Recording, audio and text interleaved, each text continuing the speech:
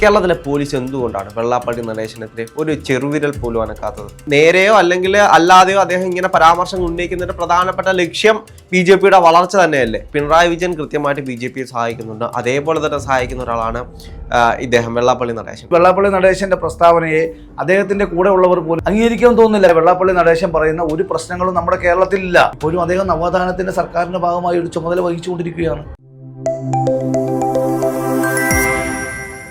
കഴിഞ്ഞ കുറേ നാളുകളായിട്ട് വെള്ളാപ്പള്ളി നടേശൻ വളരെ വർഗീയപരമായിട്ടുള്ള പരാമർശങ്ങളാണ് നടത്തിക്കൊണ്ടിരിക്കുന്നത്. നിലമ്പൂർ ഇലക്ഷന് തൊട്ടു മുമ്പായിട്ട് മലപ്പുറം ഒരു മുസ്ലിം ജില്ലയാണ്, മുസ്ലിങ്ങൾ ഇപ്പോൾ കൂടി വരികയാണ്, അവരെ വിവാഹം കഴിക്കുന്ന തന്നെ മക്കളെ ഉണ്ടാക്കാനാണ് എന്നുള്ള രീതിയിലുള്ള പ്രസ്താവനയാണ് അദ്ദേഹം നടത്തിയത്. വളരെ വലിയ രീതിയിലുള്ള വിമർശനങ്ങൾ അതിൻ്റെ പേരിലുണ്ട്. പക്ഷേ ഇപ്പോഴും ഇത്തരത്തിലുള്ള മതസ്പർദ്ധ ഉണ്ടാക്കുന്ന വാക്കുകൾ പറഞ്ഞിട്ടും അല്ലെങ്കിൽ മതസ്പർദ്ധ ഉണ്ടാക്കാൻ ശ്രമിച്ചിട്ടും കേരളത്തിലെ പോലീസ് എന്തുകൊണ്ടാണ് വെള്ളാപ്പള്ളി നടേശനെതിരെ ഒരു ചെറുവിരൽ പോലും അനക്കാത്തത്? ഇവിടെ വെള്ളാപ്പള്ളി നടേശൻ എന്ന് പറയുന്നത് വളരെ ബഹുമാന്യനായിട്ടുള്ള ആദരണീയനായിട്ടുള്ള ഒരു വ്യക്തിത്വമാണ്. അതിലാർക്കും സംശയമില്ല. എന്തെന്ന് വെച്ചാൽ അദ്ദേഹം ഇരിക്കുന്ന പൊസിഷൻ എന്ന് പറയുന്നത് ശ്രീനാരായണ ധർമ്മപരിപാലന യോഗം എന്ന് പറയുന്ന കേരളത്തിൻ്റെ നവോത്ഥാന ചരിത്രത്തിൽ അല്ലെങ്കിൽ നമ്മുടെ കേരളത്തിൻ്റെ പുരോഗമനമായിട്ടുള്ള കേരളത്തെ സൃഷ്ടിക്കുന്നതിൽ വലിയ ഒരു പങ്ക് വഹിച്ചിട്ടുള്ള SNDPയുടെ നേതൃസ്ഥാനത്താണ് എന്ത് ചെയ്യുന്നത്, അദ്ദേഹം ഇരിക്കുന്നത്. അപ്പോൾ അദ്ദേഹം അവിടെ ഇരുന്നുകൊണ്ടാണ് ഇത്തരത്തിലുള്ള വിവാദമായിട്ടുള്ള പ്രസ്താവനകൾ നിരന്തരമായിട്ട് എന്ത് ചെയ്യുന്നത്, നടപ്പിൽ വരുത്തിക്കൊണ്ടിരിക്കുന്നത്. നമുക്കറിയാം, ശ്രീനാരായണ ധർമ്മപരിപാലന യോഗത്തിൻ്റെ നമ്മൾ ചരിത്രം പരിശോധിക്കുന്ന സമയത്ത് ഗുരുദേവൻ ആണെങ്കിൽ ഈ ഒരു സംഘടന രൂപീകരിക്കുന്ന സമയത്ത് അതിൽ ഒരു പ്രത്യേക സമുദായക്കാരെ അല്ലെങ്കിൽ ഈഴവ സമുദായക്കാരെ മാത്രം ഉൾപ്പെടുത്തി അല്ല എന്ത് ചെയ്യുന്നത്, അതിലേക്ക് ഉൾപ്പെടുത്തുന്നത്. അദ്ദേഹം തന്നെ പറഞ്ഞു, ജാതിഭേദം മതദ്വേഷം ഏതുമില്ലാതെ സർവരും സോദരസേന വാഴുന്ന മാതൃകാ സ്ഥാനമാണെന്നാണ് എന്ത് ചെയ്യുന്നത് അദ്ദേഹം SNDPയുടെ രൂപീകരണത്തിന് തൊട്ട് മുൻപ് ആഹ്വാനം നൽകിയിട്ടുള്ളത്. അപ്പോൾ ആർക്ക് വേണമെങ്കിലും, അതായത് എല്ലാവർക്കും, ജാതിക്കും മതത്തിനുമൊക്കെ അതീതമായി എല്ലാവർക്കും ഒന്നിക്കുവാനും സാമൂഹിക തിന്മകൾക്കെതിരായിട്ട് അല്ലെങ്കിൽ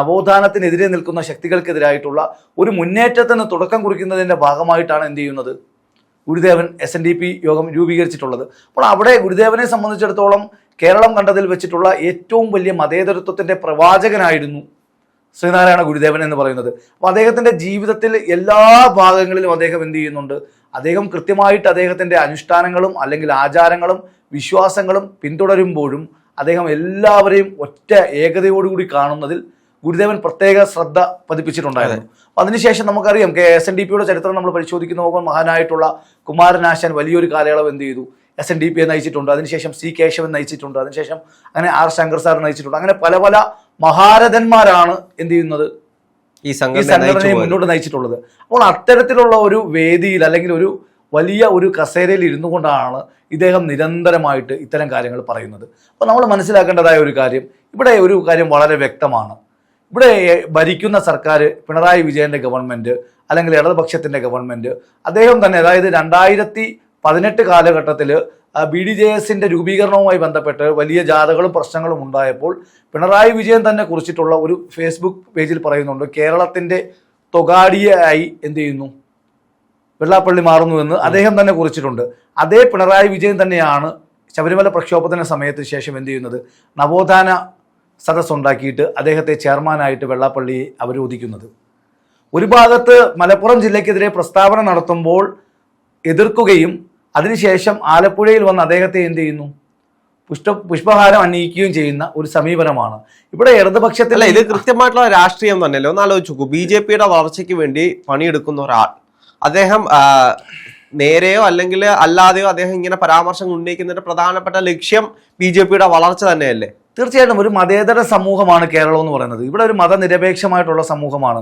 ഇവിടെ ജാതിക്കും മതത്തിനും അതീതമായിട്ടാണ് ആളുകൾ എന്ത് ചെയ്യുന്നത്, പ്രവർത്തിക്കുന്നതും ജീവിക്കുന്നതും അല്ലെങ്കിൽ എന്താണ് സാഹോദര്യത്തോടു കൂടിയാണ് ജീവിക്കുന്നത്.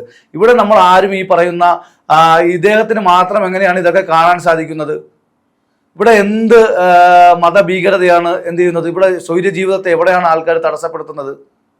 അല്ലെങ്കിൽ ഇത്തരത്തിൽ മീഡിയ റിലേറ്റഡ് എക്സ്പ്ലോയിറ്റഡ് ആയിട്ടുള്ള ഒരു കേരളത്തിൽ ഇങ്ങനെയുള്ള കാര്യങ്ങൾ എന്താണ് പുറത്തു വരാത്തത്? ആരാണ് ഇദ്ദേഹത്തിന് ഇത്തരത്തിലുള്ള വിവരങ്ങൾ കൊടുക്കുന്നത്? അപ്പോൾ ഇവിടെ ഞാൻ പറയുവാണ്, കേരളത്തിൽ എന്താകാൻ പോകുന്നു, കേരളം മറ്റൊരു രാജ്യമാകാൻ പോകുന്നു, അല്ലെങ്കിൽ ഒരു ആധിപത്യം ഉണ്ടാകാൻ പോകുന്നു. എന്തൊരു ഒരു മ്ലേച്ഛ അല്ലെങ്കിൽ ഒരു പരിഷ്കൃതമായ സമൂഹത്തിൽ യോജിക്കാത്ത തരത്തിലുള്ള വിവാദമായിട്ടുള്ള പ്രസ്താവനയല്ലേ ഇത്. അപ്പോൾ ഇത്തരം പ്രസ്താവന നടത്തുമ്പോൾ എന്ത് ചെയ്യുന്നു, ഒരു ഭാഗത്ത് എന്ത് ചെയ്യുന്നു, സർക്കാർ ഇപ്പം ഇരയോടൊപ്പം ഓടുകയും വേട്ടക്കാരനോടൊപ്പം നിന്ന് വേട്ടയാടുകയും ചെയ്യുകയാണ്. സർക്കാരിന് വേണമെങ്കിൽ എന്ത് ചെയ്യാം, തീരുമാനങ്ങൾ എടുക്കാം. മുഖ്യമന്ത്രി ഇതുവരെ എന്ത് ചെയ്യുന്നില്ല, കൃത്യമായ നിലപാട് പറയുന്നില്ല. മലപ്പുറം ജില്ലയെ ആക്ഷേപിച്ചപ്പോൾ അവർ പറഞ്ഞ എന്താണ്, അതിനൊരു ഒരു അവർ ക്യാപ്സ്യൂൾ കണ്ടെത്തി അത് മുസ്ലിം ലീഗിനെതിരെ പറഞ്ഞതാണെന്ന്. ഇപ്പോൾ എന്താണ് പറയുന്നത്? എനിക്ക് തോന്നുന്നു ഇത് കൃത്യമായിട്ടൊരു അജണ്ടയാണ്. ഇപ്പോൾ CPM ആണെങ്കിലും പിണറായി വിജയൻ കൃത്യമായിട്ട് BJPയെ സഹായിക്കുന്നുണ്ട്. അതേപോലെ തന്നെ സഹായിക്കുന്ന ഒരാളാണ് ഇദ്ദേഹം വെള്ളാപ്പള്ളി നടേശൻ. അപ്പം രണ്ടുപേരും ഒരാളെ തന്നെ അത്രത്തോളം സഹായിക്കുന്നുണ്ട്. രണ്ടുപേരും അങ്ങോട്ടും ഇങ്ങോട്ടും പരസ്പരം ഒരു ധാരണയിൽ പോകുകയല്ലേ? തീർച്ചയായിട്ടും ഞാൻ മനസ്സിലാക്കുന്നിടത്തോളം ശ്രീ വെള്ളാപ്പള്ളി നടേശന്റെ പ്രസ്താവനയെ അദ്ദേഹത്തിന്റെ കൂടെ ഉള്ളവർ പോലും എന്ത് ചെയ്യത്തില്ല, അംഗീകരിക്കാൻ തോന്നുന്നില്ല. കാര്യം എന്താണ്, എങ്ങനെ അംഗീകരിക്കാൻ സാധിക്കും? ഇവിടെ എന്താണ്, ഇവിടെ സംഘപരിവാറിനൊരു അജണ്ടയുണ്ട്. സംഘപരിവാറിൻ്റെ അജണ്ടയാണ് എന്ത് ചെയ്യുന്നത്, ആകാശത്തെയും അല്ലെങ്കിൽ വായുവിനെയും തിരമാലയെയും ഒക്കെ തന്നെ എന്ത് ചെയ്യുന്നു, ശത്രുപക്ഷത്ത് നിർത്തി അവരെ ആക്രമിക്കാൻ വരികയാണ്. അതിപ്പോൾ തന്നെ നമ്മൾ എന്ത് ചെയ്യണം, പ്രതിരോധം തീർക്കണം. അല്ലെങ്കിൽ പ്രതിരോധത്തിന്റെ ആവശ്യകതയെക്കുറിച്ച് എന്ത് ചെയ്യുന്നു, അണികളെ ബോധവൽക്കരണപ്പെടുത്തിക്കൊണ്ട് സമൂഹത്തിൽ എന്ത് ചെയ്യുന്നു, കൃത്യമായിട്ടുള്ള സ്പർദ്ധ ഉണ്ടാക്കുക എന്നുള്ള ഒരു സംഘപരിവാറിന്റെ ഒരു അജണ്ടയുണ്ട്. ആ അജണ്ടയാണ് അവർ പലപ്പോഴും എന്ത് ചെയ്യുന്നത്, പരീക്ഷിച്ചിട്ടുള്ളത്. അതാണ് നമ്മൾ അയോധ്യയിൽ കണ്ടത്, അതാണ് ഗുജറാത്തിൽ കണ്ടത്, അതാണ് UP-യിൽ കണ്ടുകൊണ്ടിരിക്കുന്നത്, അതാണ് സോഷ്യൽ മീഡിയയിൽ കണ്ടുകൊണ്ടിരിക്കുന്നത്. അപ്പോൾ ഒരു ശത്രുവിനെ കൃത്യമായിട്ട് എന്ത് ചെയ്യുന്നു, അത് ഇവിടെ തുടങ്ങിയ ഒരു അജണ്ടയല്ല. നമ്മൾ എങ്ങനെയാണോ, നമുക്കറിയാം, നമ്മൾ ജർമ്മനിയിലേക്കും ഇറ്റലിയിലേക്കും നമ്മൾ കണ്ണോടിച്ച് നോക്കും, അവിടെയും ഇത് തന്നെയായിരുന്നു. അവർ ജൂതരെ എന്ത് ചെയ്യുന്നു, ശത്രുപക്ഷത്ത് നിർത്തി, അല്ലെങ്കിൽ കമ്മ്യൂണിസ്റ്റുകളെ ശത്രുപക്ഷത്തേക്ക് നിർത്തി. അങ്ങനെ ഒരു വലിയ ആക്രമോത്സുകമായിട്ടുള്ള ഒരു ദേശീയതയെ സൃഷ്ടിക്കുന്നതിന് വേണ്ടി ഒരു പ്രതിരോധ സേനയെ എന്ത് ചെയ്യണം, നിർമ്മിക്കുന്നതിന് വേണ്ടി എന്ത് ചെയ്യുന്നു, നമ്മൾ ഇല്ലാത്ത ഊഹാപോഹങ്ങളെ എന്ത് ചെയ്യുന്നു, അവർ വലിയ രീതിയിൽ ഒരു ഭീകരവൽക്കരിച്ച് എന്ത് ചെയ്യുന്നു, ആളുകളെ എന്ത് ചെയ്യുന്നു, ധരിപ്പിക്കുന്ന ഒരു ധാരണയുണ്ട്. അപ്പൊ അതിന്റെ ഒരു മുന്നണി പ്രവർത്തനം എന്ത് ചെയ്തിരിക്കുകയാണ്, ഇദ്ദേഹം ഏറ്റെടുത്തതുപോലെയാണ് ഇദ്ദേഹം കുറെ കാലങ്ങളായി എന്ത് ചെയ്യുന്നത്, പ്രവർത്തിക്കുന്നത്. അപ്പോൾ ഈ മലപ്പുറമായാലും കോഴിക്കോടായാലും കാസർഗോഡായാലും കണ്ണൂരായാലും തിരുവനന്തപുരമായാലും കൊല്ലമായാലും ഇവിടെ ഒന്നും ആരെ എന്ത് ചെയ്യുന്നില്ല, ആരെയും സഞ്ചാരത്തെ ആരും തടസ്സപ്പെടുത്തുന്നില്ല, ആരെയും എന്ത് ചെയ്യുന്നില്ല, ഒരാളെ ഇവിടെ മതത്തിന്റെ വേർതിരിച്ച് നിർത്തി ആരെയും എന്ത് ചെയ്യുന്നില്ല, സ്കൂളുകളിൽ ആരെയും പഠിപ്പിക്കുന്നില്ല. എല്ലാവരും ഒരുമിച്ചാണ് പഠിക്കുന്നത്, കോളേജുകളിൽ എല്ലാവരും ഒരുമിച്ചാണ് പഠിക്കുന്നത്, എല്ലാവരും ഒരുപോലെയാണ് നടക്കുന്നത്. അമ്പലത്തിൽ പോകേണ്ടവർക്ക് അമ്പലത്തിൽ പോകട്ടെ, പള്ളിയിൽ പോകേണ്ടവർ പള്ളിയിൽ പോകട്ടെ, അല്ലെങ്കിൽ മറ്റുള്ള കാര്യങ്ങളിൽ പോകട്ടെ. അപ്പൊ അവർക്ക് അവരുടേതായ സമുദായ സംഘടനകളുടെ ആവശ്യങ്ങളോ അല്ലെങ്കിൽ സമുദായ സംഘടനകളോ വേണ്ടെന്നൊന്നും ആരും ആവശ്യപ്പെടുന്നില്ല. സമുദായ സംഘടനകൾ അവരവരുടെ ആവശ്യങ്ങൾ മുന്നേൽക്കുമ്പോൾ മറ്റുള്ളവരുടെ കാര്യം ചൂണ്ടിക്കാണിച്ച് ഇത് അവർക്ക് കൊടുക്കുന്ന തെറ്റാണ് എന്ന് പറയാൻ ഒരിക്കലും എന്തില്ല, ഒരു സമുദായ നേതാവിനും എന്തില്ല, അർഹതയില്ല. അത് മാത്രമല്ല, സ്വന്തം സമൂഹത്തിലുള്ള ആളുകളെ സംരക്ഷിക്കാൻ കഴിയാത്ത, സ്വന്തം സമുദായത്തിലുള്ള ആളുകൾ കഷ്ടപ്പെടുമ്പോൾ അവരെ സംരക്ഷിക്കാൻ ചെല്ലാത്ത ആളുകൾ മറ്റുള്ള സമുദായത്തെ പറ്റി കുറ്റം പറയാൻ അവർക്ക് അർഹതയില്ല. അത് തന്നെയാണ് നമ്മൾ നോക്കുമ്പോൾ ഇത്തരം കാര്യങ്ങൾ പറയുമ്പോൾ നമ്മൾ ഒരു വിരൽ ചൂണ്ടുമ്പോൾ 4 വിരൽ എന്ത് ചെയ്യണം, നമ്മൾ പിറകിലേക്ക് നോക്കണം. ഇവിടെ കൃത്യമായിട്ട് വളരെ വ്യക്തമാണ്. ഇവിടെ നമ്മൾ സ്വാഭാവികമായിട്ടും ഈ പറയുന്ന ബഹുമാന്യനായ വെള്ളാപ്പള്ളി നടേശൻ പറയുന്ന ഒരു പ്രശ്നങ്ങളും നമ്മുടെ കേരളത്തിലില്ല. അദ്ദേഹം അല്ലെങ്കിൽ കൃത്യമായിട്ട് അതിന്റെ തെളിവുകൾ നിരത്തട്ടെ. അദ്ദേഹം പറയുന്നത് ജീവിക്കാൻ പറ്റത്തില്ല. ആർക്ക് ജീവിക്കാൻ പറ്റത്തില്ല എന്നാണ് പറയുന്നത്? ആരുടെ ജീവിതത്തെയാണ് ഇവിടെ ഇല്ലാതാക്കിക്കൊണ്ടിരിക്കുന്നത്? ഇവിടെ ഒരു കൃത്യമായിട്ട് ഇവിടെ സർക്കാർ തന്നെ പറയുന്നു, ഒരു സ്ഥലത്ത് സർക്കാരിന്റെ തീരുമാനങ്ങൾ പറയുന്നു. സർക്കാരിന് സ്വാഭാവികമായിട്ടും എല്ലാവരും, സർക്കാർ എന്ന് പറയുമ്പോൾ സ്വാഭാവികമായിട്ടും അത് എല്ലാവരുടെയാണ് സർക്കാർ എന്ന് പറയുന്നത്, അല്ലാതെ ഏതെങ്കിലും ഒരു മതത്തിന്റെയോ സമുദായത്തിന്റെയോ അല്ല സർക്കാർ എന്ന് പറയുന്നത്. സ്വാഭാവികമായിട്ടും അത് ഏത് സർക്കാരുകളായാലും, ഇടതുപക്ഷമായാലും വലതുപക്ഷമായാലും അല്ലെങ്കിൽ മറ്റൊരു സർക്കാരുകളായാലും എന്ത് ചെയ്യണം, സ്വാഭാവികമായിട്ടും ഭരണഘടന അനുസരിച്ച് മാത്രമേ സർക്കാരുകൾക്ക് പ്രവർത്തിക്കാൻ സാധിക്കത്തുള്ളൂ, അല്ലെങ്കിൽ നിയമപ്രകാരം മാത്രമേ പ്രവർത്തിക്കാൻ സാധിക്കത്തുള്ളൂ. അപ്പോൾ അങ്ങനെയുള്ള ഒരു സർക്കാർ ഏതെങ്കിലും തെറ്റ് ചെയ്താൽ അതിനെ ചൂണ്ടിക്കാണിക്കുന്നതിന് നമുക്ക് തെറ്റില്ല.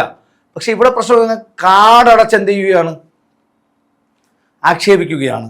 എല്ലാവരും ഇവിടെ എന്തോ വലിയ പ്രശ്നം നടക്കാൻ പോവുകയാണ്. അതായത് കേരളത്തിലെ എന്താണ് ഇനി വരാൻ പോകുന്നത്, കേരളത്തെ എന്ത് ചെയ്യാൻ പോവുകയാണ്, മറ്റൊരു തരത്തിലേക്ക് എന്ത് ചെയ്യപ്പെടുകയാണ്, ഒരു മുസ്ലിം രാഷ്ട്രമാക്കാൻ പോവുകയാണ്, അല്ലെങ്കിൽ പാകിസ്ഥാൻ ആകാൻ പോവുകയാണ്, അല്ലെങ്കിൽ മറ്റൊരു രാജ്യമാകാൻ പോവുകയാണ്.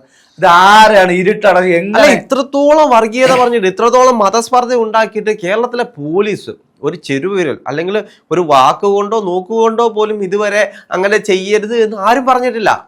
അതിന്റെ പ്രശ്നം നമ്മൾ മനസ്സിലാക്കേണ്ടത്, ഇദ്ദേഹം അല്ലായിരുന്നു മറ്റൊരാളായിരുന്നു പറഞ്ഞതെങ്കിലുള്ള അവസ്ഥ എന്തായിരുന്നു? ഇപ്പൊ അവരെ എന്ത് ചെയ്ത്, ഏതൊക്കെ സേനകൾ അവരെ എന്ത് ചെയ്തേനെ, ആക്രമിച്ചേനെ, അറസ്റ്റ് ചെയ്തേനെ. ഇത് സ്വാഭാവികമായിട്ട് എന്ത് ചെയ്യപ്പെടുന്നു, സർക്കാർ സ്പോൺസേഡ് ആയിട്ടുള്ള ഒരു കലാപരിപാടിയായിട്ടാണ് നമുക്ക് കാണാൻ സാധിക്കത്തുള്ളൂ. അല്ല എങ്കിൽ ആർജവത്തോടു കൂടി സർക്കാരിന് ഇച്ഛാശക്തി ഉണ്ടെങ്കിൽ, അല്ലെങ്കിൽ ആർജവം ഉണ്ടെങ്കിൽ, ഇപ്പോഴും അദ്ദേഹം നവോത്ഥാനത്തിന്റെ സർക്കാരിന്റെ ഭാഗമായി ഒരു ചുമതല വഹിച്ചുകൊണ്ടിരിക്കുകയാണ്. എന്ത് നവോത്ഥാനം? അപ്പോൾ നവോത്ഥാന മൂല്യങ്ങളെ എന്ത് ചെയ്യുന്നു, ചവിട്ടിയരയ്ക്കുന്ന, നവോത്ഥാന മൂല്യങ്ങളെ എന്ത് ചെയ്യുന്ന, പിന്നോട്ട് വലിക്കുന്ന പ്രസ്താവനകൾ നിരന്തരമാക്കുന്ന ആൾ തന്നെയാണ് എന്ത് ചെയ്യുന്നത്, ഇതെല്ലാം ചെയ്യുന്നത്, നവോത്ഥാന മുന്നണിക്ക് നേതൃത്വം കൊടുക്കുന്നത്. അപ്പോൾ സർക്കാർ കൃത്യമായിട്ടുള്ള ഒരു ഇടപാട് ആവശ്യമാണ്. കാര്യം ഇത് ഒരു ദൂരവ്യാപകമായ പ്രശ്നമാണ് സൃഷ്ടിക്കുന്നത്. രാഹുൽ ചോദിച്ചതുപോലെ എന്തുകൊണ്ടാണ് ഇദ്ദേഹത്തിനെതിരെ കേസെടുക്കാത്തത്? നാളെ പലരും ഇത് പറയാൻ വരും. അതെ, അപ്പുറത്ത് നിന്ന് ഒരു മുസ്ലിം ആയിട്ടുള്ള ഒരാൾ പറയുകയാണ് ഇവിടെ ഹിന്ദുക്കളുടെ എണ്ണം കൂടി വരികയാണ്, ഹിന്ദു രാഷ്ട്രമാക്കാൻ പോവുകയാണെന്ന് പറഞ്ഞു കഴിഞ്ഞാൽ നാളെ ജയിലല്ലേ? കണക്കാണ് ഇതിന്റെ ആധാരം എന്നാണ് ചോദിക്കുന്നത്. നമ്മുടെ നാട്ടില് ജീവിക്കാനുള്ള അധികാരം എല്ലാവർക്കും ഉണ്ട്. നിയമവിരുദ്ധമായി അല്ലെങ്കിൽ നിയമപരമായിട്ട് അത് ഈ പറയുന്ന ഏത് വിഷയത്തിലായാലും, വിദ്യാഭ്യാസ സ്ഥാപനങ്ങളുടെ വിഷയത്തിലായാലും ജനന നിയന്ത്രണമായ വിഷയത്തിലായാലും നാട്ടിലൊരു നിയമമുണ്ട്. ആ നിയമത്തിന് വിരുദ്ധമായിട്ട് ആരെങ്കിലും എന്തെങ്കിലും കാര്യങ്ങൾ ചെയ്യുന്നുണ്ടെങ്കിൽ എന്ത് ചെയ്യാം? അത് കൃത്യമായി ആധികാരികമായി പരാതിയുമായും അല്ലെങ്കിൽ അത് പ്രസ്താവനകളുമായിട്ട് വരാം. ഇത് യാതൊരു വിധമായ അടിസ്ഥാനവുമില്ലാതെ കണക്കുകളുമില്ലാതെ സംഘപരിവാറിൻ്റെ വാട്സപ്പ് യൂണിവേഴ്സിറ്റികളും അല്ലെങ്കിൽ എന്താണ് സംഘപരിവാറിൻ്റെ കോളേജുകളും കൊടുക്കുന്ന വിവരങ്ങളുടെ അടിസ്ഥാനത്തിൽ അത് വന്ന് പ്രസ്താവിക്കുന്നത് SNDP പോലെയുള്ള പവിത്രമായിട്ടുള്ള അല്ലെങ്കിൽ എന്താണ് വളരെ ബഹുമാന്യമായിട്ടുള്ള ഒരു കസേരയിൽ ഇരുന്നുകൊണ്ട് അദ്ദേഹം ചെയ്യുന്നത് വളരെ മോശപ്പെട്ട പ്രവൃത്തിയാണ്. അദ്ദേഹത്തിനെ എന്ത് ചെയ്യണം? അദ്ദേഹത്തിൻ്റെ കൂടെ ഉള്ളവർ പറഞ്ഞ് മനസ്സിലാക്കണം. അല്ലെങ്കിൽ അദ്ദേഹം എന്ത് ചെയ്യണം? കേരളം മുഴുവൻ സഞ്ചരിക്കുന്ന ആളല്ലേ, അദ്ദേഹം സഞ്ചരിക്കട്ടെ. അപ്പോൾ എവിടെയാണ് പ്രശ്നം? ഇവിടെ ആരുടെ സഞ്ചാരമാണ് ആരെ തടസ്സപ്പെടുത്തുന്നത്? അപ്പോൾ നമ്മൾ പരിശോധിക്കുന്ന സമയത്ത് കോഴിക്കോടായാലും മലപ്പുറം ഒക്കെ നമ്മൾ പരിശോധിക്കുന്ന സമയത്തേക്ക് നോക്കുമ്പോൾ അവിടെ ഒന്നും നമ്മൾ സഞ്ചരിക്കുന്ന സമയത്ത് എനിക്ക് തോന്നുന്നു കേരളത്തിൽ ഏറ്റവും കൂടുതൽ ആളുകൾ എന്ത് ചെയ്യുന്നു? സ്നേഹത്തോടു കൂടി ഇടപെടുന്ന, അല്ലെങ്കിൽ അവിടെ ഒരു കടകളിൽ ചെന്നാലും അല്ലെങ്കിൽ ഒരു സ്ഥാപനത്തിൽ ചെന്നാലും വളരെ സ്നേഹത്തോടു കൂടിയാണ് അവർ നമ്മളെ എന്ത് ചെയ്യുന്നത്.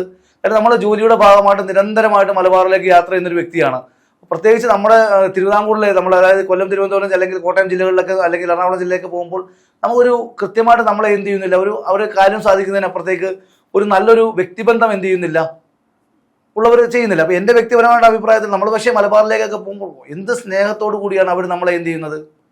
അവരാരും എന്ത് ചെയ്യുന്നില്ല, ഏത് മതക്കാരനാണെന്നോ അല്ലെ ജാതിക്കാരനാണെന്നോ നോക്കിയിട്ടല്ല എന്ത് ചെയ്യുന്നത്, ഇടപെടുന്നതോ സഹകരിക്കുന്നതോ അല്ലെങ്കിൽ നമ്മളുമായിട്ട് ഏതെങ്കിലും സ്നേഹത്തോടെ ചേർത്ത് പിടിക്കലാണ് കൂടുതലും ചെയ്തത്. തീർച്ചയായും ഒരുപാട് അനുഭവങ്ങളുണ്ട്.